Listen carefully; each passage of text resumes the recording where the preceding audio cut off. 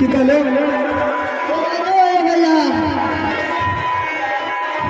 की कहले बाबा फिर से बोल एगो जो ये भैया बुरदल भक्ता